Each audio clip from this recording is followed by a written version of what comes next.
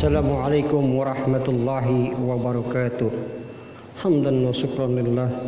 Salatu wassalamun ala sayyidina Rasulillah Sayyidina Muhammad ibni Abdillah.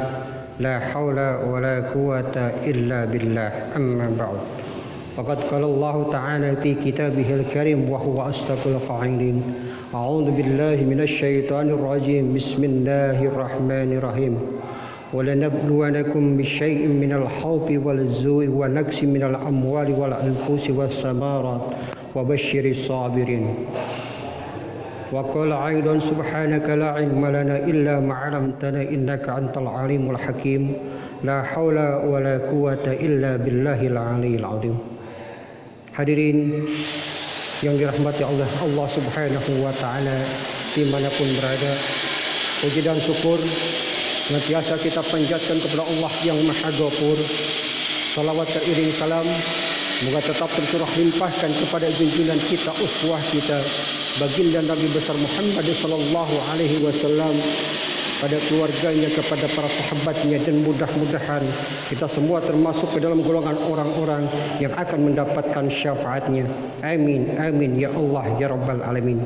Hadirin jamaah rahimakumullah dimanapun berada, tahun ini Ramadan dan juga Idul Fitri terasa berbeda dengan tahun-tahun sebelumnya.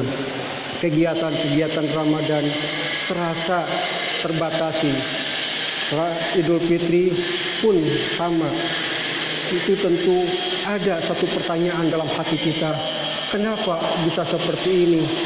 Apakah yang terjadi dalam kehidupan ini? Apakah Allah sudah murka kepada kita? Apakah Allah sudah benci kepada kita sehingga Allah mengirimkan bala yang namanya corona? Tentu kita tidak bisa saling menyalahkan. Tentu kita tidak bisa saling memfitnah dan menjelekan. Ini semua sebagai iktibar buat kita bahwa betapa kecilnya kita di mata Allah Subhanahu wa taala, betapa lemahnya kita sebagai hamba Allah.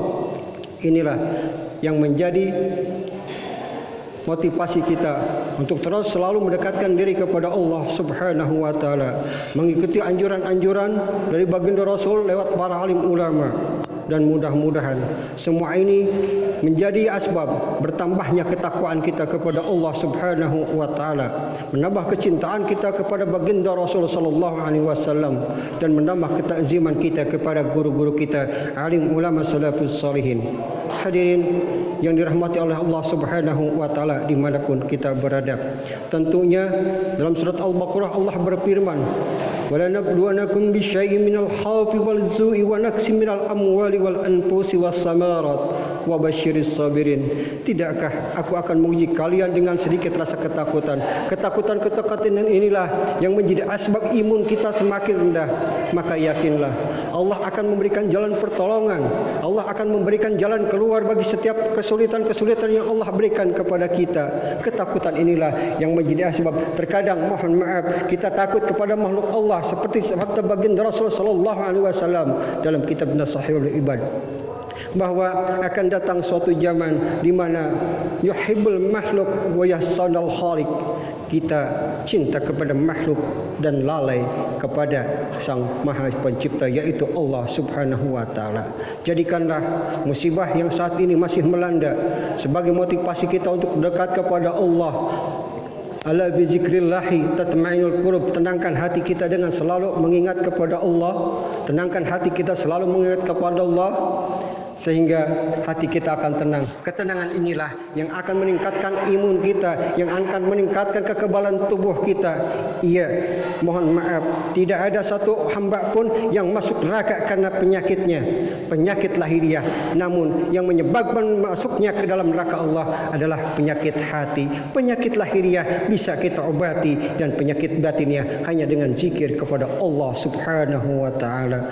Hadirin yang dirahmati oleh Allah Subhanahu wa taala, baginda Rasul selalu menyuruh kepada umatnya untuk dekat terus kepada guru-guru, untuk selalu dekat terus kepada alim ulama, karena al-ulama warisatul anbiya. Ulama adalah pewaris ilmunya para nabi. Untuk itu saya mengajak bil khusus untuk diri saya pribadi dan hadirin jamaah yang dirahmati Allah Subhanahu wa taala dimanapun berada, jangan jauhi ulama-ulama kita, karena dari ulama-ulama kita lah kita bisa tahu mana yang hak dan mana yang batil. Dari ulama-ulama kita tahu mana yang wajib dan mana yang sunnah. Dari ulama-ulama kita tahu mana yang halal dan mana yang haram.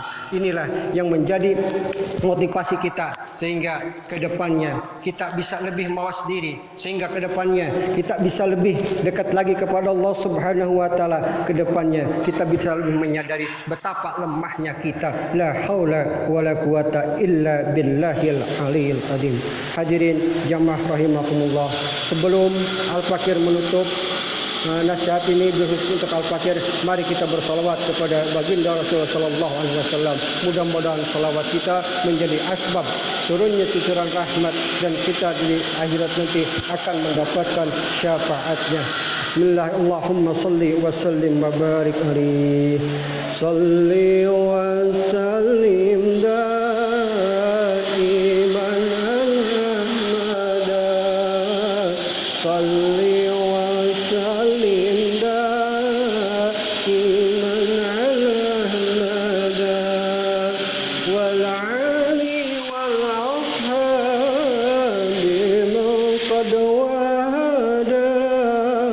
والعلي والأصحاب من قد وهدى.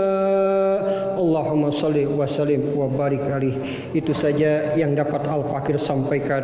Mudah-mudahan tentunya bermanfaat bil khusus untuk diri Al-Fakir dan juga jemaah rahimakumullah dimanapun berada. Marilah kita sama-sama meningkatkan kualitas dan kuantitas ketakwaan kita kepada Allah. Jadikan musibah yang Allah turunkan, jadikan bencana yang Allah turunkan sebagai iktibar buat kita, sebagai motivasi kita. Innallaha ma'as sabirin. Sesungguhnya Allah bersama orang-orang yang sabar. Hadanallahu wa iyyakum ajma'in. Summa salam. Assalamualaikum warahmatullahi wabarakatuh.